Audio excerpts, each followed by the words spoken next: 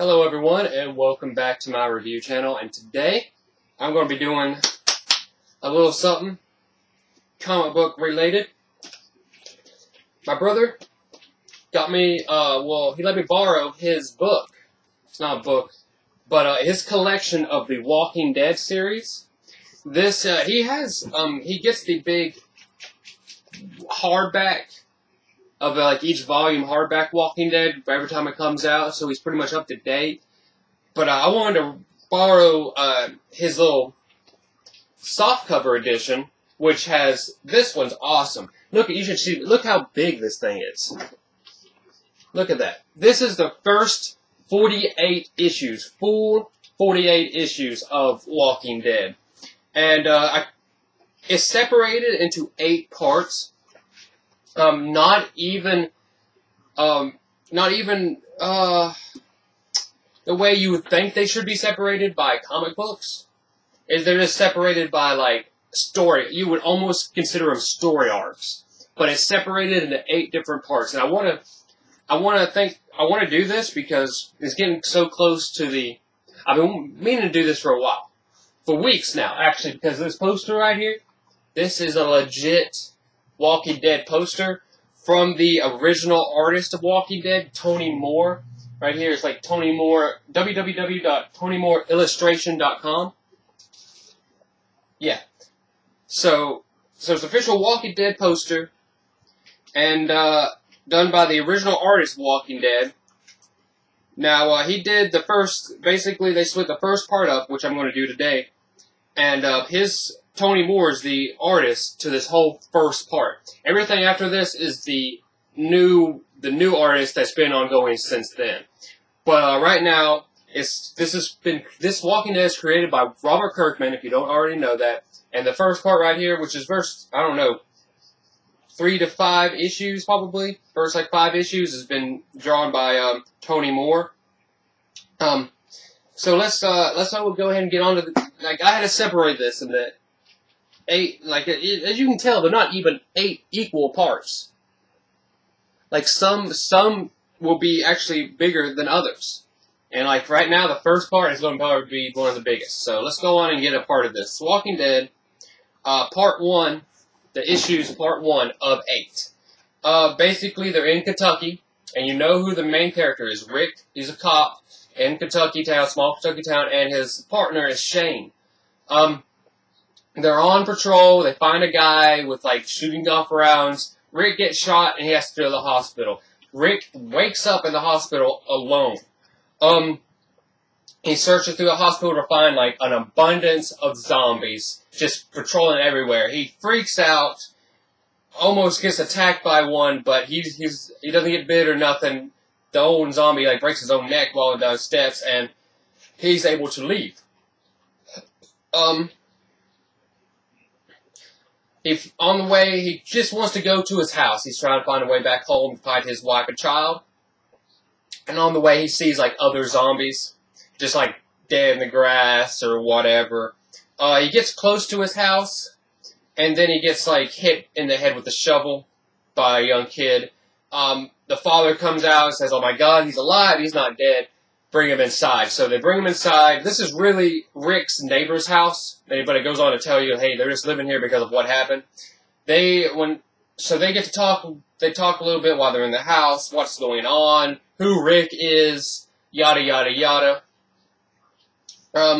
They talk about what's happening and where Rick has been. Like, probably the next day, they leave to go to the police station, where Rick has the keys to get guns and ammo. He gives the father, like, another extra gun or so, and he also gives them a police car to drive home with, so they don't have to walk all the way there. And then Rick takes the other police car to go search for his family that he believes is in the city of Atlanta. Very cool stuff. Knowing that, like, I live in North Carolina and Atlanta is only, like, 3 hours away from me. You see, so, yeah, Rick heads to Atlanta. On the way, he runs out of gas. Gas stations are out of gas. He finds a house, like a just with the barn in the back and everything. He goes inside politely, saying, "Hey, I'm not here to steal or hurt. I just looking for some gas." Finds dead bodies everywhere. Goes out back, searches the barn, and finds a horse. Still alive, still doing very well and healthy. Or what you consider healthy. Probably hasn't been fed in a while. But, takes the horse and is on his way to Atlanta with the horse itself. So now, he gets inside the city limits of Atlanta when he is swarmed by zombies. So he's like in the city, basically. He's in the city when he starts to get swarmed by all these zombies. He starts to get attacked. He starts running, shooting, hatcheting. And then, like, all of a sudden, he gets saved. Like, you hear other gunshots go off, and he actually gets saved by a kid named Glenn. Now, if you know who Glenn is, he's the Asian kid. You probably know him if you watch the TV series. So Asian kid Glenn saves him and escorts him to an exit, basically to the top of the building, jump across another building, and down that way. Back on the ground, they head to the woods while Glenn explains the city situation, like what's going on, what's happened, and Rick goes on to tell him his situation. And Glenn says that there are the survivors. They get back to camp, and Rick's wife and son are there safe. So Glenn and all his Glenn is escorting Rick to the camp where Rick's wife and son is at. Also Shane. Shane is also there. So his wife and son is called Lori and Carl. So while there, Shane shows Rick around to everyone. That night, Rick and Lori talk. What the fuck is that? They talk. Next morning, Rick gets out of the shower in the RV. So there's an RV there has a shower and everybody. And he's so happy to have a shower. He's surprised by a man when he gets out of the shower. The man proceeds to warn Rick about Shane's wandering eyes over his wife, Lori. And Rick just kind of shrugs it off like it's nothing. Like, it's okay. He protected my family. He made sure they were safe. I'm not worried about it. Like, I don't think you're right. But anyways, that was like your first inclination that something could be up. Rick and Shane go hunting while others wash clothes in the river. Rick and Shane catch nothing, but they're alarmed by a gunshot back at camp.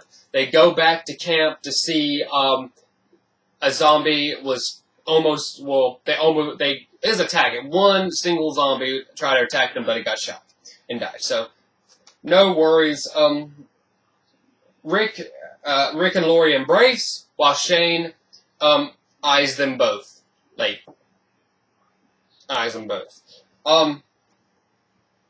Later that night, Rick and Shane argue about whether to leave or stay, and decide to stay, because Shane just pretty much wants to stay. Next day, Rick leaves with Glenn to go back to town for more guns and ammo supplies. This is where he actually Rick actually gives his son his police hat, his marshal hat, or whatever you want to call it. So, basically, a staple from here on out is Carl, his son, Rick's son, always having this hat on. It's pretty much a staple in this series. So they go into town. Rick has an idea to mask the smell with rotting zombie parts. They get to the store and they gather some equipment while in there, but they had to make some noise while doing it.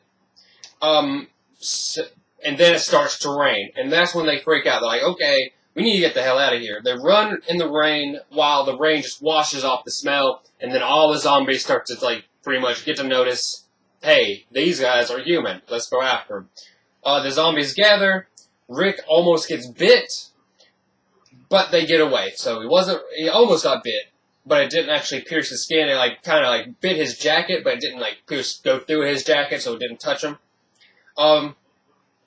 Back at camp, Lori worries over Rick, and it shows them together, just walking, but they're away from the camp, so they're just talking one-on-one, and this is where it comes out that Lori and Shane slept together one night, and Lori calls that a mistake.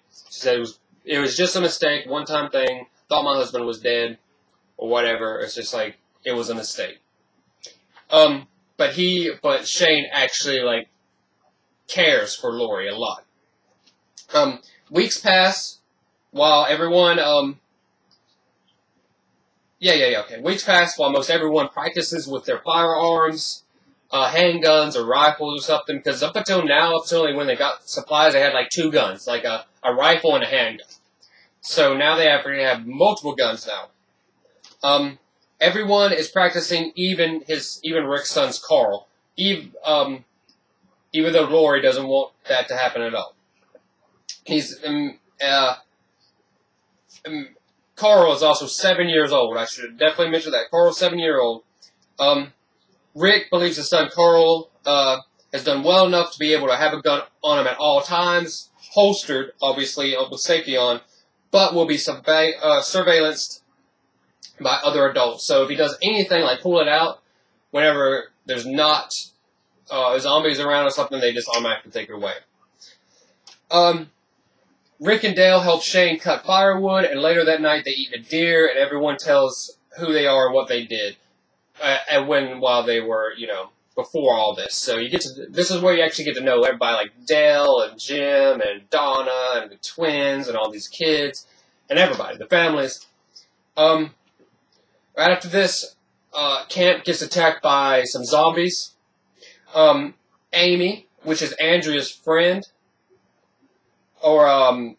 gets bit and dies. And I think in the TV series it was Andrea's sister. But in this I do believe it's Andrea's friend, Amy. So Amy gets bit right on her neck and dies, big old chunk. Andrea puts a bullet in her head because she doesn't want Amy to come back as one of them. Another man, Jim, he's pretty much the loner. He had, it tells his story early on about him and his family. His family's not there. But it tells his story about why. Jim gets bit as well in the altercation. He gets bit in the arm. So he doesn't, die just straight off. They try to, help him, make sure he's, keep him warm and stuff, but it doesn't work. They bury Amy, and Jim's condition gets worse. Jim wishes to be left behind. He just asks everybody, hey, just put me out here in close to Atlanta in a field. Maybe I'll see my family again. Basically his family was bitten by zombies and stuff. So it's kind of a sad part. He's just hoping to be back with his family, even if this is the only way he can do it. So everybody leaves him there basically to die and become a zombie, and they leave back to camp. They comply with his wishes and leave him behind. Next morning, Shane calls out Rick for them to go hunting. Rick says that he needs to go alone so they can talk. Argument ensues because they know what they need to talk over. They throw some punches, and Lori goes to the side of Rick, her husband. This freaks out Shane. Shane leaves in anger. Rick follows. Carl follows his dad, Rick, into the woods. Now, we're coming into the culmination of the thing, of the first part. This is, Rick catches up to Shane deep in the woods. Shane breaks down, crying again. He's angry. He's, pretty much, he doesn't actually say anything about what happened between him and Lori, but he almost does. You could just, there's this time where he says something, and Rick's like, what are you talking about? It's what are you saying? But basically, Shane breaks down, pulling a shotgun on Rick, and is about to shoot Rick when Carl shoots Shane through the neck, killing him. Carl breaks down, and Rick tries to console him. Basically, the last pages of Rick holding his son. And his son didn't want to do this. It really freaked his son out, Carl, for good reason. Carl actually realizes he killed somebody, and he's freaking out. But that's the first part. Hell, this happened in the TV series, but in a different way. a lot of this stuff happened, but in just a different way. So, but yeah, that's part 1, and it only gets better. Hell, you think this is messed up? It's going to get messed up real quick. What I'm hoping the Season 3 is about is what everyone hopes Season 3 is about. It's what everybody wanted to see of Season 2. It's called, first they have to go to the prison, and then they're going to see a man called the Mayor. Oh my god. You'd want to talk about some messed up shit about to go down? Oh my god. You just wait until we get here. But this is part 1. And it's only going to get more messed up and awesome the further we go. So this is the end of part 1 of 8. I will see you guys again real soon. I'm going to do this fairly quickly. I'd like to. All right. Thank you guys very much. Don't forget, this is why I got this poster too. Walking Dead poster by Tony Moore, the original artist. This first chapter is done. The cover artist of this is what we're going to be seeing from now on. What's his name? Charlie Adlard. So, yeah. Cannot wait. Again, this is the first 48 issues. So, when we're done with this, it's going to be the first 48.